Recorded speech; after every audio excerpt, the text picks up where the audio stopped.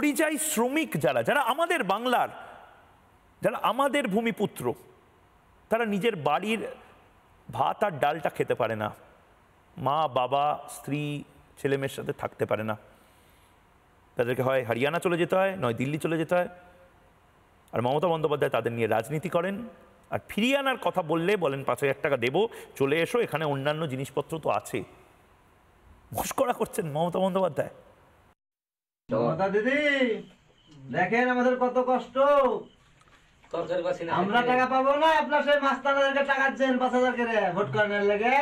আমরা চটি চাটা খাচ্ছি না মাস্তানদের রকম টিএমসির, আমরা যা খাচ্ছি কষ্ট করে খাচ্ছি, খাটা খাচ্ছি দিদি, দেখেন খাটা খাচ্ছি আমরা, আমাদের লাগবে না দিদি গো, আমরা চটি চাটা না, তোমার মেহনত করা মানুষ। মমতা দিদি তোমার মাস্তানদেরকে দাও গা, টিএমসির মাস্তানদেরকে আমরা খাবো না।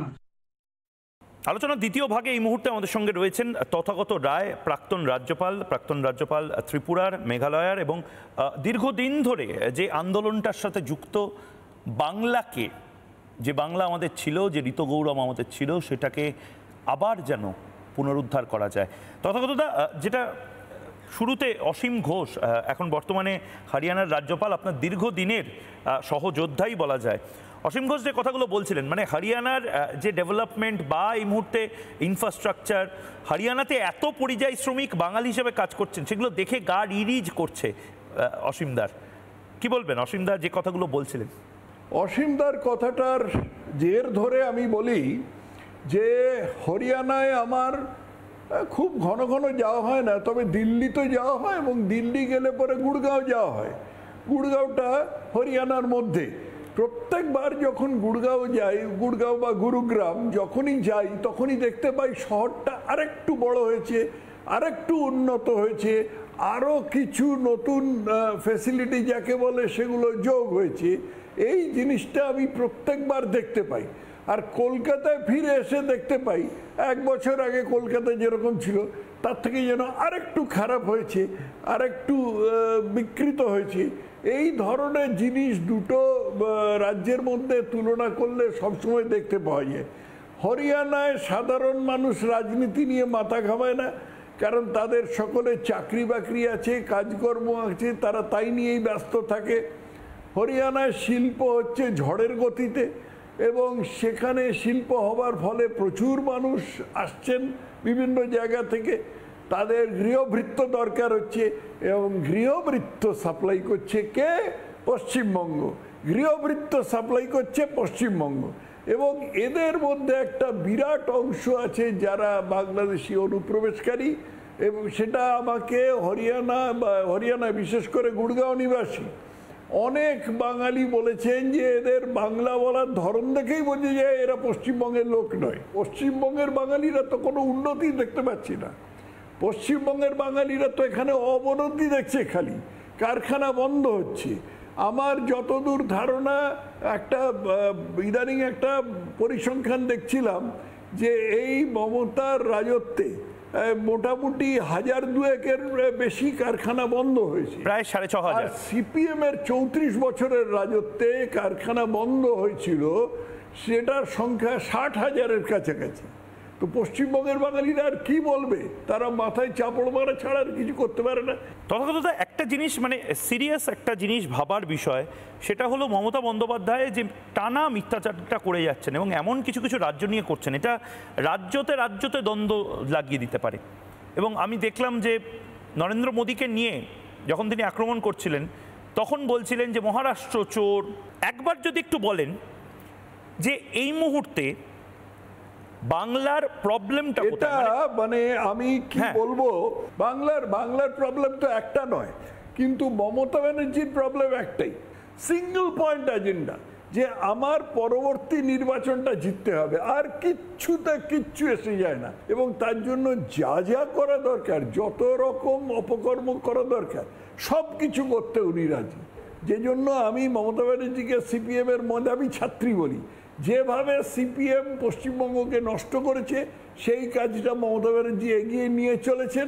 সেই একই রকম দলবাজি, একই রকম পুলিশ প্রশাসনকে অপব্যবহার, একই রকম আইন শৃঙ্খলাকে জলাঞ্জলি দেওয়া, এবং সব রকমভাবে রাজ্যটাকে একটা বিশৃঙ্খলার দিকে নিয়ে যাওয়া, এতে কেউ কখনো আকৃষ্ট না হয় এই রাজ্যে আসবার জন্য। বাংলার চাকাটা ঘুরবে কি করে? আমার প্রথম সাজেশন হবে এই রাজ্যটাকে রাজনীতি মুক্ত করা, পুলিশকে রাজনীতি মুক্ত করা। এখানে লগ্নি করবার জন্য প্রলুব্ধ করতে হবে। ওই ডিসেম্বর মাসে কয়েকজনকে ডাকলাম, তারা এলেন, তারা খুব খেলেন, মমতা ব্যানার্জির পিঠ চাপড়ে দিলেন, সকলে মিলে দন্ত বিকাশ করে ছবি তুললেন, তারপরে শেষ হয়ে গেল। এতে হবে না। তার আগে সিপিএম এর আমলে বুদ্ধদেব ভট্টাচার্য ডেস্টিনেশন ওয়েস্ট বেঙ্গল করতেন, তাতে কি হয়েছে? কিছুই হয়নি। তথাগতটা, যেহেতু আপনি বলছিলেন যে শিল্প আনার জন্য একটা প্রপার অ্যাম্বিয়েন্স দরকার হয়, প্রপার কেয়ার দরকার হয়, একদম বাচ্চাকে যেরকমভাবে নারিশমেন্ট দরকার সেরকমভাবে শিল্পের নারিশমেন্ট দরকার। আমার মানে এটা আমি লোভ সামলাতে পারছি না। কিছুদিন আগেই প্রধানমন্ত্রী নরেন্দ্র মোদী যখন গুজরাটে খুব বড় কিছু সেমিকন্ডাক্টর প্লান্ট এবং গাড়ির কারখানা তার উদ্বোধনের সময় বলছিলেন যে আমি অ্যাকচুয়ালি একটা সময়, মানে প্রধানমন্ত্রী নরেন্দ্র মোদী যখন মুখ্যমন্ত্রী তখন তিনি বলছিলেন যে এই টাটাকে যেরকমভাবে 1 টাকায় সানন্দে নিয়ে আসা হয়েছিল, জাপানিজ গাড়ি যেগুলো রয়েছে এই সুজুকির মতন যে কোম্পানিগুলো, তাদেরকে আনার জন্য উনি কি না করেছিলেন। আমি একবার যদি পিসিআরকে বলি, প্রথমে প্রধানমন্ত্রী নরেন্দ্র মোদী যে কথাটা বলেছিলেন যে অপরচুনিটির কিন্তু অভাব নেই, মানে মোদী বার্তা দিচ্ছেন বাংলার মুখ্যমন্ত্রীকেও। নরেন্দ্র মোদী বলছেন যে প্রত্যেক রাজ্যকে আমি বলছি আকাশ খোলা রয়েছে, চলে এসো, অপশন নিজেরা হাতে হাত রেখে এই আমেরিকা হাওয়া হয়ে যাবে যদি ভারত সবাই একসাথে কাজ করতে শুরু করে। প্রধানমন্ত্রী নরেন্দ্র মোদী রাজ্যগুলোকে কি মেসেজ দিয়েছিলেন শুনবো। मैं तो चाहूंगा कि यहीं पर इलेक्ट्रिक व्हीकल से जुड़ा व्यापक इंफ्रास्ट्रक्चर बने। यहां बहुत बड़ी मात्रा में इन्वेस्टमेंट आए, नौजवानों को रोजगार मिले। ये तभी होगा जब यहां कानून का राज आएगा, जब यहां भ्रष्टाचार पर लगाम लगेगी और जब बंगाल में डबल इंजन की भाजपा सरकार होगी। এই গাড়ি যেমনি গুজরাটে কারখানা তৈরি হয়েছে, তেমনি বিশাল সংখ্যায় গাড়ির কারখানা হয়েছে তামিলনাড়ুতে। ঠিক, তামিলনাড়ু তো বহুদিন ধরে ডিএমকে শাসিত, তারা তো বিজেপিকে আদৌ পছন্দ করে না, কিন্তু তবু তারা তামিলনাড়ুতে যাচ্ছে। কেন যাচ্ছে?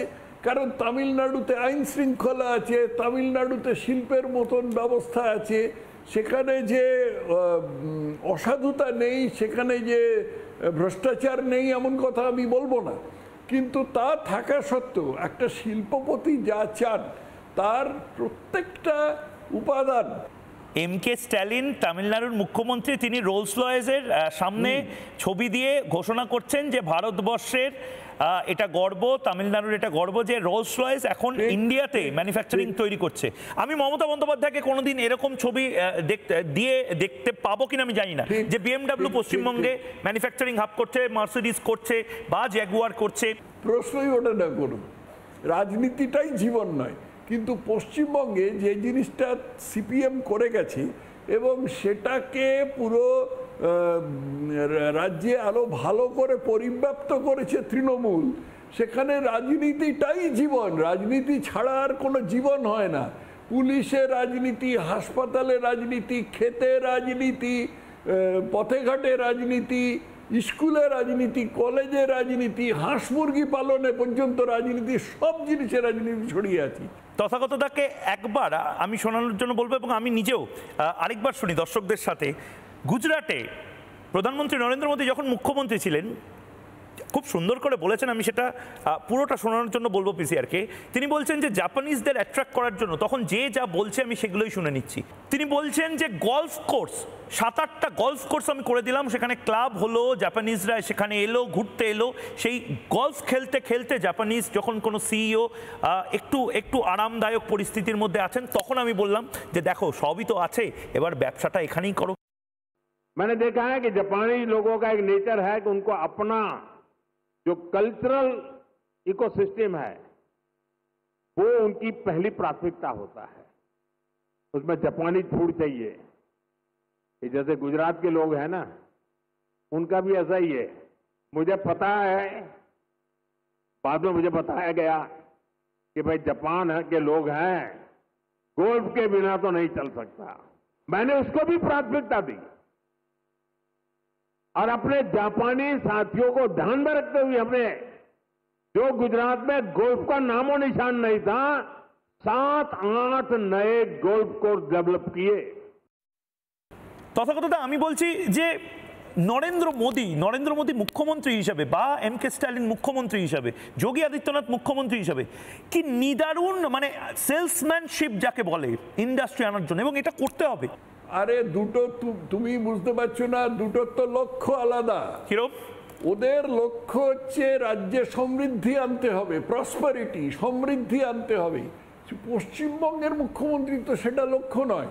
পশ্চিমবঙ্গের মুখ্যমন্ত্রীর লক্ষ্য হচ্ছে পরের নির্বাচনটা আমাকে জিততেই হবে। সিপিএম এর আমলে এরকম ছিলেন মৌদাদা সোমনাথ চট্টোপাধ্যায়, প্রয়াত সোমনাথ চট্টোপাধ্যায়, তার নাম হয়ে গেছিল। প্রত্যেক দিন বলতেন আজকে 3 দিস্তে মৌসুমী হয়েছে, পরের দিন 7 দিস্তে মৌসুমী হয়েছে।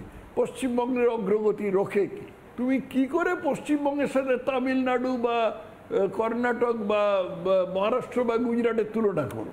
হরিয়ানা, পুনে, ব্যাঙ্গালোর, নয়ডা সমস্ত জায়গাতে জ্যানিটার বা হোটেলের একেবারে বাসন মাজার কাজ, ছোট ছোট কাজ, এই সমস্ত কিছু নিয়ে আপনি বলছেন বাঙালিরা চলে যাচ্ছে। পরিস্থিতিটা কতটা ভয়ানক, আপনার কাছে কি খবর আছে?